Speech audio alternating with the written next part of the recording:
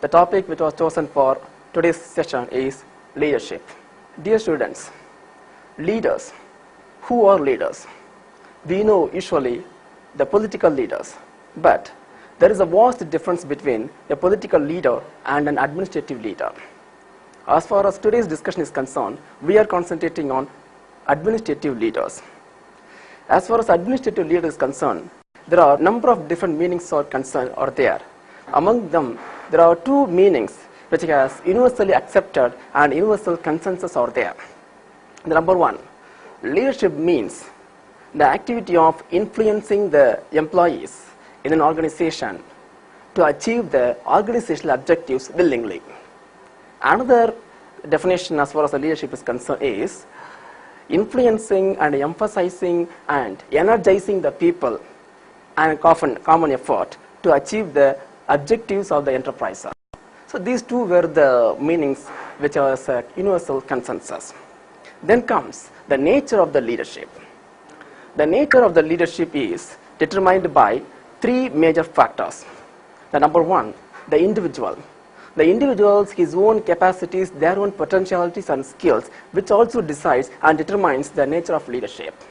Then comes the followers. The leader needs a competent followers, competent subordinates to realize his own ideas. So their skill, their potentiality and their character also decides the nature of the leadership. There comes the conditions. This is the third major factor which decides the nature of leadership. The condition which is prevailing in the organization also decides the nature of leadership. Then we go for the next aspect, that is the significance of leadership. The crisis of Indian administration today is the crisis of leadership. Because on the one hand, we have the public sector is constantly on the increase. On the other hand, we have big and large complex organizations are coming under the aegis of ever-expanding welfare state. All these require an administrative leader. Today we have number of institutes, corporations, industries, enterprises. All these things require one indispensable element, that is administrative leadership. Another factor why we need, what is the significance of leadership is, today the state become a welfare state. All the citizens for every walks of life depends the state heavily for their welfare and for their programs. So from cradle to grave, every citizen depends upon the state for their activities and for their functioning. So in this context, the state has number of programs, number of policies to implement and to realize the welfare state ideas. These policies, these programs can be implemented successfully only by an effective leader. So for this purpose also, we need leader. And then more than that, the revolutionary growth of factors like the size of the organization, the complexity of the organization, and above all, the science and technological development of the organization. All these things, all these factors emphasize the need for the availability of effective leadership, effective administrative leadership. So these are all the significances. The third aspect of the leadership is the styles of leadership. According to the behavior pattern, a leader adapts to influence and control the employees in an organization, decides the style of the leadership. According to the power in which a leader exercises over his subordinates, there are three styles of leadership. The first one is authoritative or autocratic style of leadership. The second, democratic or participatory style of leadership. Third comes the free rein or laissez-faire leadership. The first one, the autocratic or authoritarian style of leadership. Here we find the centralization of powers. All the powers has been focused on a particular leader. He is the person who takes all the decisions. There is no delegation of authority. All the powers are focused with him. All the decisions he takes. The entire control, entire supervision is done by the leader. This is called autocratic or authoritarian style of leadership. There comes the democratic or participatory style of leadership. Here, there is a higher level of delegation of authority is there. Here, the subordinates are allowed to, permitted to take part in decision making, to take part in policy formation, Here, this is the thing here we can find. There is a higher level of delegation of authority we can find. Third comes the free reign or laissez-faire leadership.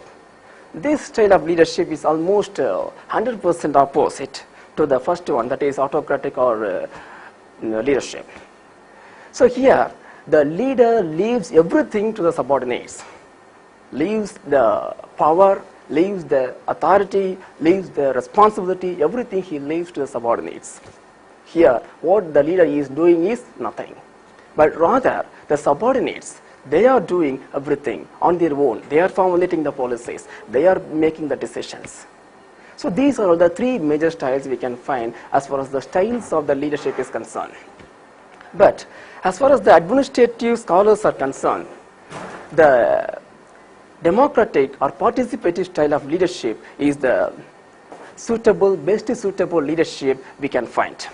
Because they tell that here the subordinates are having the opportunity to take suggestions, to make suggestions, to give their opinions, and to take part in decision making and policy making.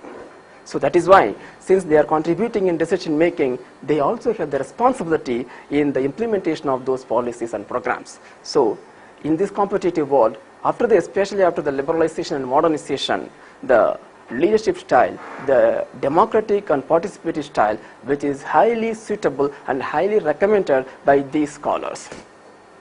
Then comes the fourth aspect, the functions of a leadership. What are all the functions? What can be the functions of a leader?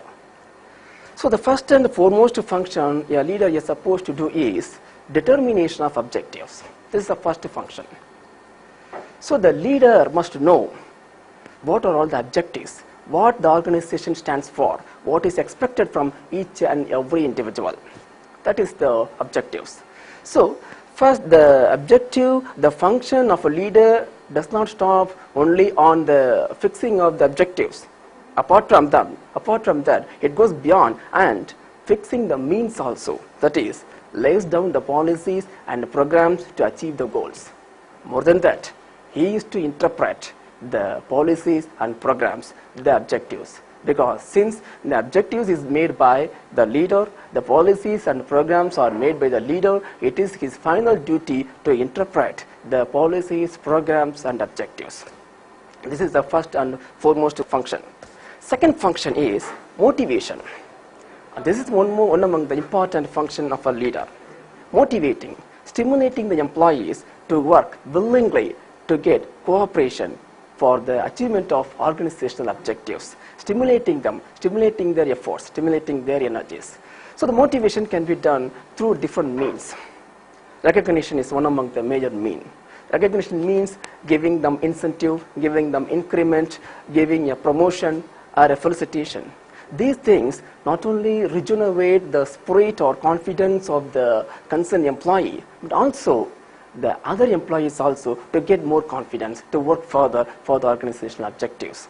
So this is the second function a leader is expected to do. Third, the third function of a leader is direction. The leader controls the behavior of the employees in the organization, controls and monitors. There comes, he is to channelize the energies towards a particular direction. Towards a particular direction, the employees' energies must to go, the employees' efforts must to go for achieving the organizational objectives. And this is the third major quality a leader is expected to do. Fourth comes the coordination. The major function of a leader in a higher organization is to coordinate all the activities of various departments. A leader, under him, number of departments are there. These number of departments are having number of functions, number of activities, number of goals. So the leader is to coordinate all the activities, all the functions of various departments. The coordination at higher levels includes only one function. Say for example, a Chief Secretary of a state. Chief Secretary of a state, under him or her, number of departments and number of ministries. These number of departments and ministries have different functions, different goals. So the Chief Secretary is coordinating all the activities at a state level. At the national level, there is a Cabinet Secretariat. This Cabinet Secretariat coordinating the functions of various departments, various ministries in the central government. So this is the fourth major function, that is coordination. The fifth function is representation. He is the representative. The leader is the representative. He takes initiative of all the interest, his group. He is the team leader. He is the representative of his own group. So these 5 are the major functions of a leader. Then we go for another aspect. Functions we have seen. The qualities of a leader. What can be the qualities of a leader? What can be the leader has a quality? The first and foremost quality a leader must possess is decisiveness. Decisiveness is the first most quality. He must be decisive in his character. Because it is he who takes the final decision, and it is whose decision is going to be implemented ultimately. So his decisions must be concrete and clear, must not give any room for suspicion or doubt. Because nothing is more damaging the morale of the employees than the indecisive or vacillating or hesitating chief. So more than this, he must be a decisive chief in his character. So that is the first and foremost quality a leader must possess. Then comes the second quality is clarity of vision. A leader must know what he and his organization wants and what he and his organization does not want. He must have the clarity of vision. Say for example, we have a Vision 2020. This book was written by our President APJ Abdul Kalam. So this book means that he has a clear vision that in 2020 what he and his country wants to be. So that is vision. So in an organization, the clarity of vision will lead to clarity of plan. The clarity of plan will lead to clarity of execution. If the execution is having clarity, then you will have clearly reaching the success, reaching the performance will become more clear. So what is more important of a quality is clarity of vision. Then comes the farsightedness. We find some semblance with the farsightedness with the clarity of vision. Farsightedness means the leader must be able to rise above the occasion, rise above the present condition to foresee the future problems of his organization, future competition, future plans, future social demands, and simply foreseeing the future. And then plan accordingly for the future and forthcoming problems, forthcoming social demands, and can invest accordingly. So this has become a leader, become a successful leader because of this one, this quality. This is the farsightedness. Another quality is unerring judgment. The decision of a leader sometimes may be delayed for want of information or for want of collection of data and all. But the decision must be based on the best judgment of the leader. So that is another quality. Another quality of a leader is building up of subordinates. Among the subordinate, he must win the trust and confidence among the employees. He must inspire the confidence not only among the employees, but also from the employees to the employer, to the leader. So this is another quality of a leader we can find. Another quality is participative management. The leader must create the feeling of importance, must create the feeling of participation among the employees. The employees must feel that they are also important for the organization. Their views are also important for the organization. They should be consulted. That is the kind of feeling he must inculcate. If such a feeling is inculcated among the employees, then his job is also reduced. The burden is also reduced. He need not go for any supervision among the employees since they have the responsibility to go through. So this is another kind of quality a leader must possess. Good public relations. This is another quality a leader must possess. A leader has to maintain a complete and amicable good public relations with them. So we have seen that the leader can have the relationship among his employees, among the subordinates, among his superiors. But apart from this, the next quality is having a good public relationship, having a relationship with the public. Because the company, the product, everything can be identified by the public only through the approach of the leader. So this is another quality your leader must possess. And the final quality is improvement consciousness. The leader must have the curiosity to learn new things. He must adapt new science, new technologies in his organization. And he must adapt new skills not only among himself, with his subordinates also. And he has to study the social environment, social demands, because only out of social demands the company can survive. The demands of the society, he can accordingly. So this is another major quality we can expect from the leader. So these 8 are the qualities of a leader we can find. So next we go for another aspect, the final aspect, that is the development of leadership. Leadership today has been regarded as a science rather than a profession, because traditionally leaders were born, not made. It is true that the major coaching was done by the boss of the company, boss of the industry, boss of the organization. It is true that sometimes the leaders learned their experiences, learned by their experiences, by their own experiences.